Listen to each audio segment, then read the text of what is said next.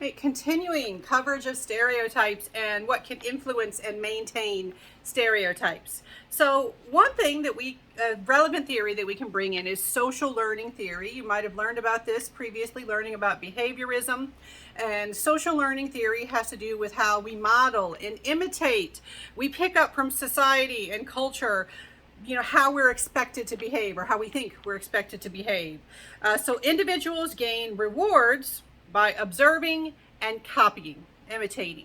Observing and copying social agents. Social agents, in other contexts, I will see the term role models, but people who are acting a certain way and you're like, oh, I am supposed to act that way too.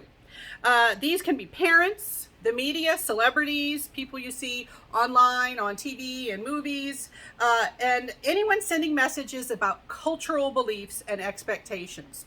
So, your parents have certain stereotypes. You can absorb them, repeat them, imitate them, mimic them, all right? And sometimes over time you think about them, you're like, oh, the way they're thinking makes sense to me. Other times it's more imitation.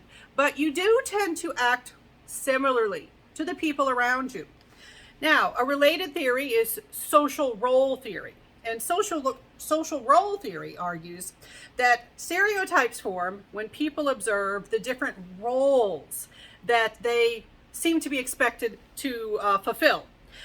So they also assume that they are well suited to those roles. A good example here are gender roles. So you will notice that, oh, the men seem to be expected to do this thing. The women seem to be expected to do this other thing. Like I remember when I was working for student housing when I was in college, and very often something would come up where we had to move a bunch of furniture because they were like doing a repair in a dorm or something. And they'd always do the same thing. They'd say, okay, so we need the men, all the men that work for us to come out and help. And every once in a while I'd be like, are women okay for coming to help?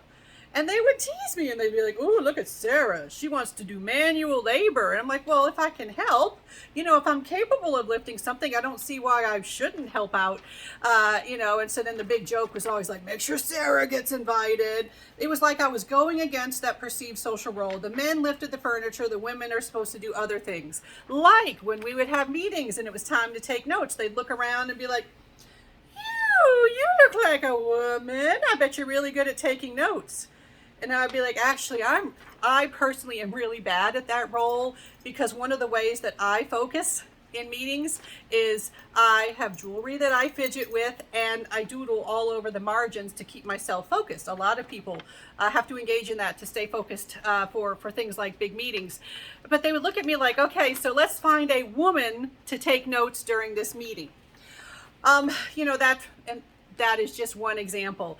You also have social roles that are fed by other stereotypes.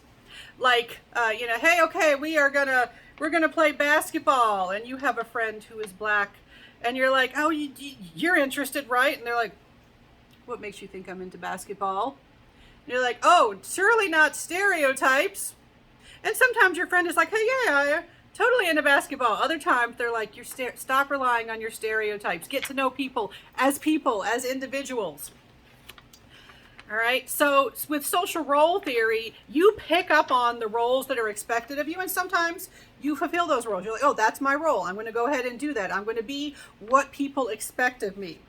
And so stereotypes can shape our ideas of roles. And sometimes they can strengthen because you go ahead and play those roles, it'll make it seem like, oh, these stereotypes are working.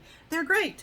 And so you can also have situations where you are rewarded for fulfilling the role that is expected of you, where people will act favorably towards you. They will reinforce your behavior when you have role consistent behavior. All right. Now, I always like to throw in there, to add in, when we talk about these ideas, a lot of these ideas are being introduced, so they have to be explained first.